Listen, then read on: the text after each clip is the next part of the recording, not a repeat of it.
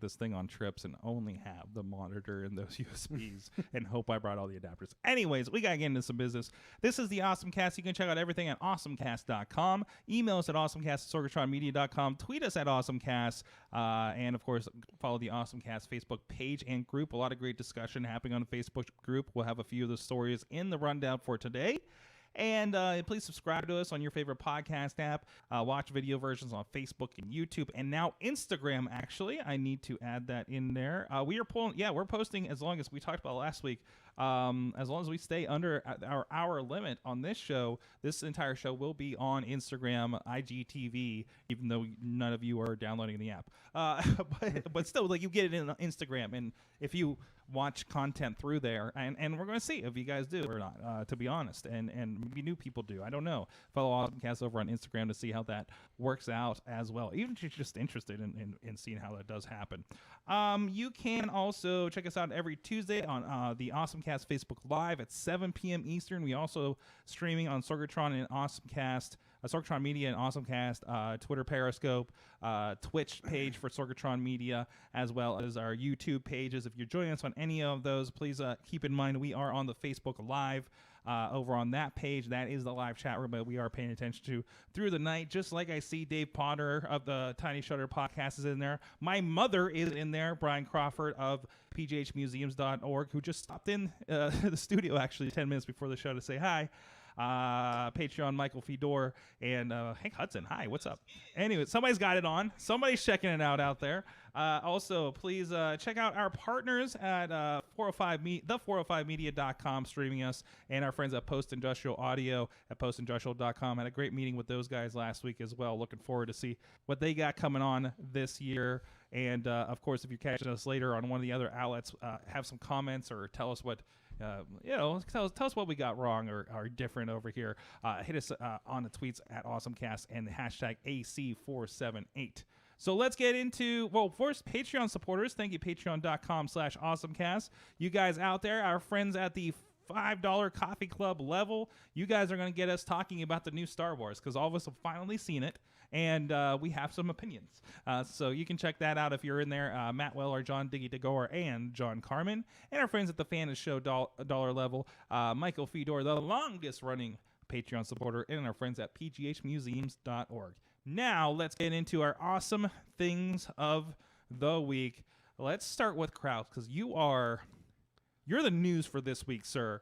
You're the converted. You're dog fooding right now. I am. You're the temporarily converted. You're the Android Microsoft guy in our iOS world.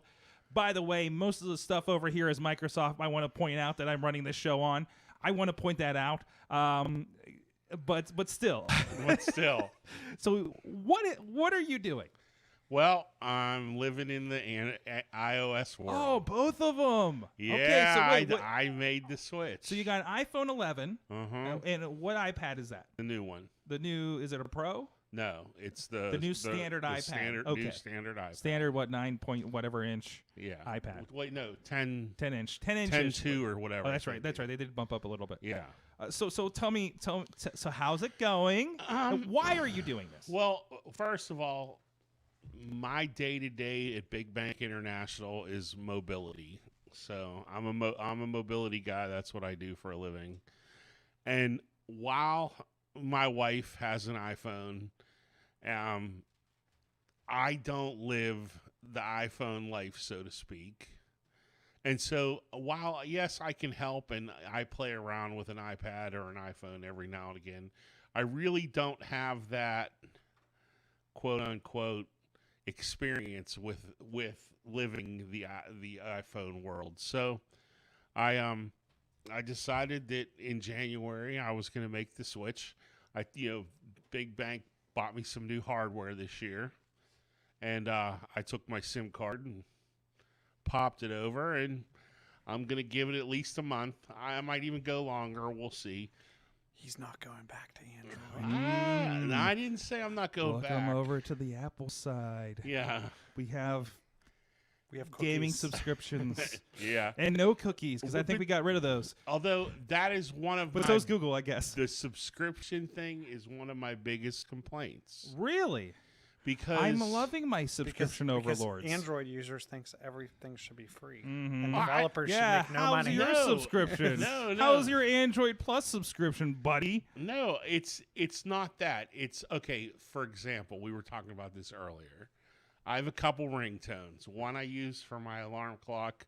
One I use for my phone, my text tone. Yeah. I have them on my Google Drive.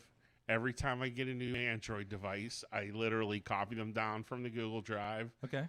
onto the phone, hit the button, search for them, boom. They're now my text tone. They're now my alarm clock. Perfect. On Apple, I've now attempted 4 times to convert those files to what Apple wants, and I've still not been successful. Well, I think we figured out you might be using an old. Yeah, maybe I'm old, using old instructions. Yeah, I mean, same thing happens on Android, right? Yeah, I've done that before. Well, no, it's an MP3. Android doesn't care. Okay. You just listen. Here. Let me tell you about. Well, let me tell you about M4A and why it's better than everything. Okay. No, I'm not. That's not what's happening. Yeah. Okay. There are always going to be little things. And there are, of course. Everything's going to have its own little things. Yeah. But for the most part, it's been a pretty enjoyable experience. I can see why people like the platform. But there's just quirks. Like, for example, my Fitbit. The only way I can get my step count to increase is to launch the app and let the Fitbit sync. I have background synchronization turned on and everything, but literally, if I want any of my others, like my Fitness Pal or anything, to get those steps, I have to open the Fitbit app 2 or 3 times a day, let it pull the new data, and then go. Then suddenly everything is okay. It just doesn't do a whole. And then everybody says to me, "Oh, well, just get an Apple Watch." But my Fitbit was $129. Why don't you complete the full set? Yeah. Get your Apple Watch. Get your Apple TV. Yeah, I'm sure an Chilla Apple has TV 3 at of them home. sitting in a closet for you. I have an Apple TV. At home. So I mean, just complete the whole set. Yeah. I mean, I keep getting thrown when I look down at my watch and it has the controls for whatever I'm watching on my Apple TV. And again, these are things I've just experienced because I've had internet for the last 2 months for the first time in a while since I've gotten all these devices. So it's like I stepped forward in the future a little bit. So how long are you doing this? At least a month. At least a month on iOS devices. And this is so you understand. Put down all the Android. I haven't put it down. I still carry it in my bag. Yeah. But I'm living in the Apple ecosystem. And we talked about you're doing Apple Mail and everything, which I advise against. To be by personal preferences, do not do it. You're right. Yeah, but I know you're doing it for a reason, so you know how it works. Right. And I what's want to happening experience what my users are there. experiencing. Yeah. So. That's good. That's a really good collective thing. I think we have somebody else in the chat room who's done that recently. My mother says you need an Apple Watch. So there it is. Potter is saying one of us. Yeah. Yes. So well, welcome. Thanks. I want to. I definitely want. How many weeks? How far into this are you? It's been 2 weeks. It's been 2 weeks. Yeah. I want another. I want you back here in 2 weeks. Okay. Or 3 weeks or however after the thing to see what are the final determinations off of this. Yeah, and then when I leave this, Mm-hmm. I'll be going to the S10 because the Android 10 release just came out. So that'll be my next test. In relation, Chachi, who I think didn't you just hop over to the Pixel from the Samsung? He went from Pixel to the Galaxy S9. From the Galaxy from this series. Galaxy forever. S9. Forever he's been on the Galaxy. I bought his old S9. Oh, did you? Or Note? I'm sorry, Note 9. No. Literally that one. That one. Literally, I didn't this realize that's what device. we're doing. Which one right here. did he get, the 4 or the 3? I feel like it was the 4, maybe. But he says he did that as well, the iOS month, and he says it sucked. So he's been, this guy, he's also had Android since the first Android phone. So he has literally grown up with Android, much like how I have grown up with from the first iPhone that I got secondhand. I still miss the Sidekick. You miss the Sidekick. I mean, we all miss the Sidekick. I mean, the feeling like you're like pulling out a batarang to do that. Telnet client. Telnet clients, yeah. Wow. There it is.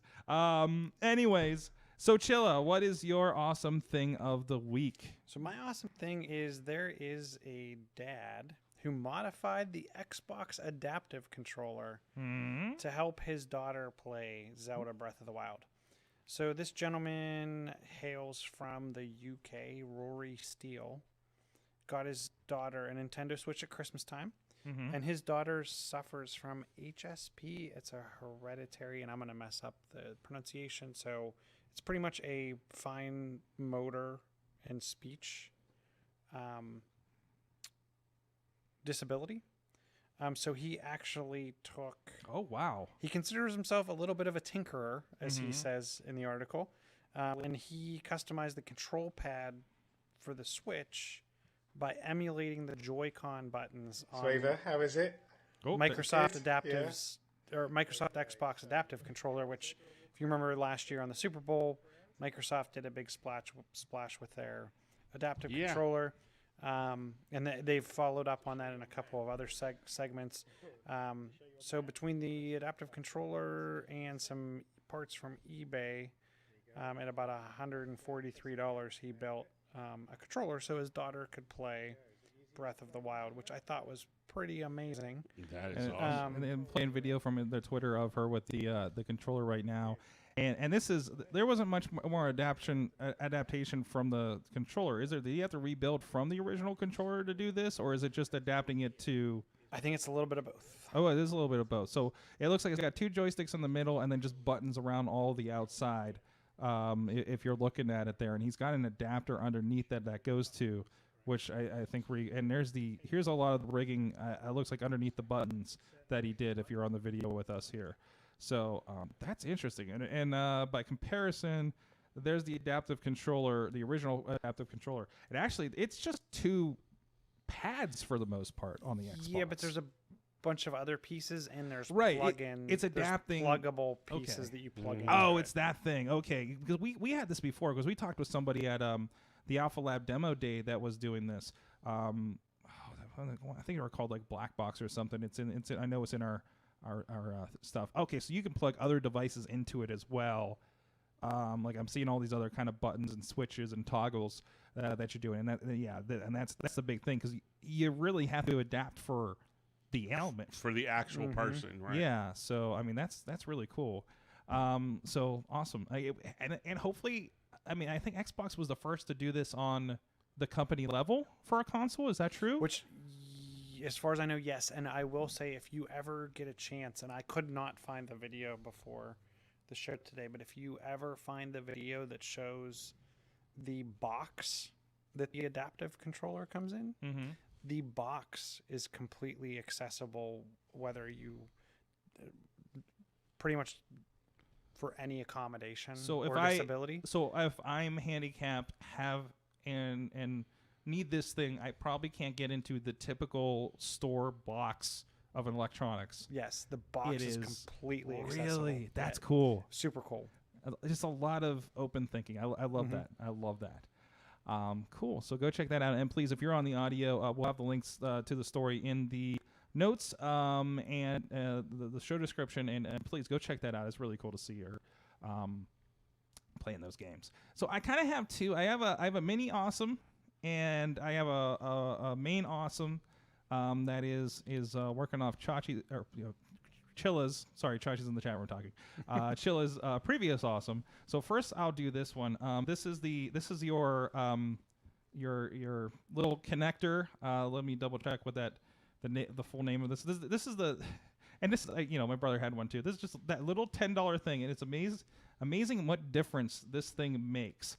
Is the Weppy Geek foldable controller mobile phone holder and I have it on an Xbox One controller.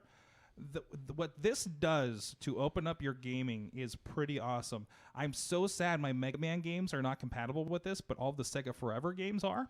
But to the point where I'm finding games now that I've had on here for a while, and I'm reinstalling Grand Theft Auto 3 to stuff that makes sense. But I didn't know that the Telltale games will adapt to having a controller on the phone. So So will Knights of the Old Republic? Knights of the Old Republic, like ones like that. Unfortunately, the other ones that I can think of are probably not compatible with the current iOS. So that makes me sad because I have a lot of like arcade games and things that were on there. I'm getting a message. There it is. But yeah, though this was great to kind of jump in here, and I still need to. I've been playing Batman: The Enemy Within, and well, I hadn't for a while because Apple Arcade and things like that. Plus, just Apple Arcade in general. Like, there's games on there, like the skate game that the Aldo's Adventure guys did. I hate the touch controls for it. I just cannot get into them. But I love it on my Apple TV, and I'm going to love it on this as well. So this thing also just barely fits my supersize 8 Plus in an OtterBox case. So that was a little sketchy for me. But other than that, like it's fine. I'm hoping it's not too much wear and tear stretching this thing. But yeah, this has been cool. Other surprising one, I think I'm gonna play. I'll probably play Fortnite more on my phone than I will my Xbox, just in general, because that's just where I think to play, because that's where I always have. And also, Call of Duty Mobile works with the controller. That's what I want to start. I haven't gotten so into I that mean, I have it downloaded. So but it feels a lot like Call of Duty. And listen, I got a copy of Advanced Warfare and Black Ops 3 sitting there that I don't jump into. But if it's like I can pull it up and jump into it, like this feels like where I want to do that.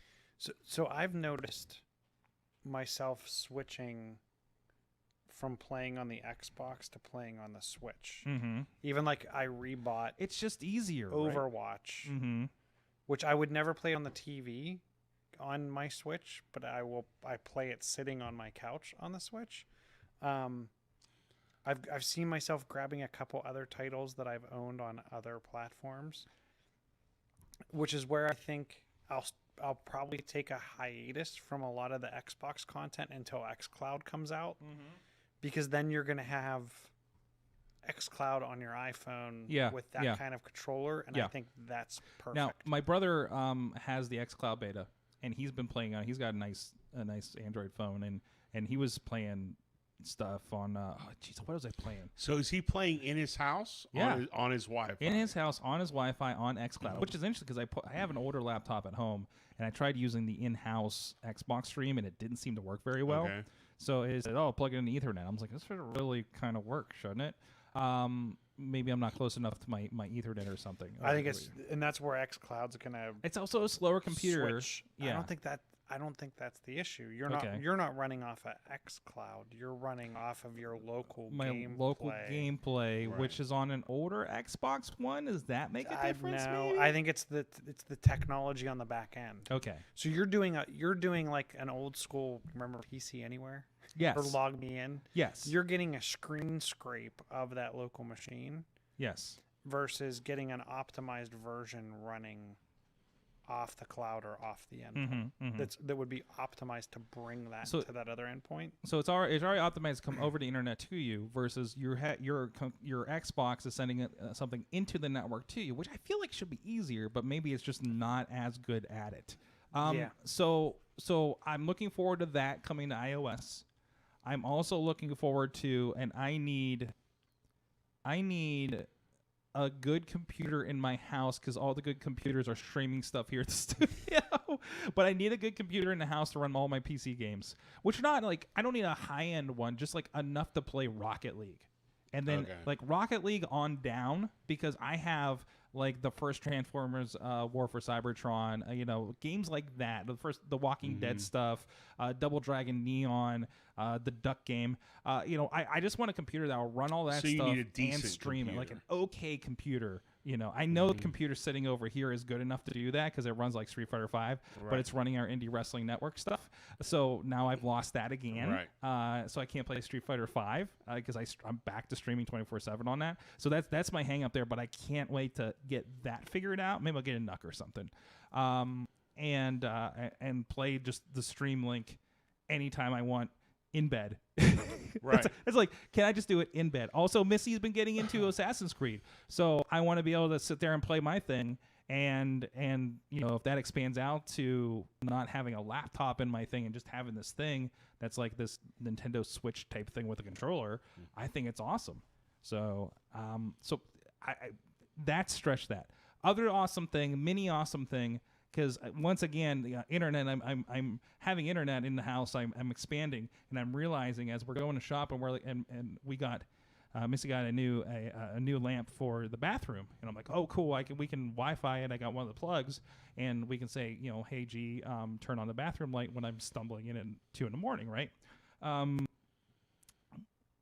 50%, and then it won't be as bright. Well, here's the thing.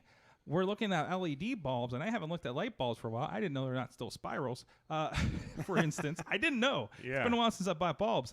And then right beside them, the same price as the bulb she was looking at was a Sylvania bulb for $8 with Smart Wi-Fi bulb. in it. Yeah.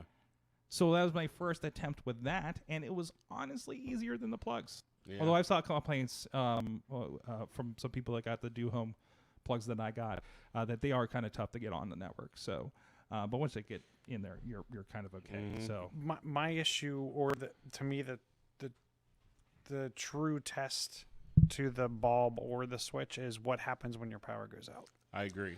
Okay. Because I have the same problem. Oh wait, is this the thing where if the power goes out, all the lights are going to come on? Yep. It said, but Even then if it's know. in the middle of the day. But then That the power, my clock's flashing. I know the power went out. I got my clock's flashing. I get a text message from Ring. I only have the stove one, and we don't even bother setting it anymore. So last I knew. We do now. Well, we're actually using our kitchen now, so that makes a difference. Hey, stream. I got some bad news. It looks like that our video has frozen, and I'm going to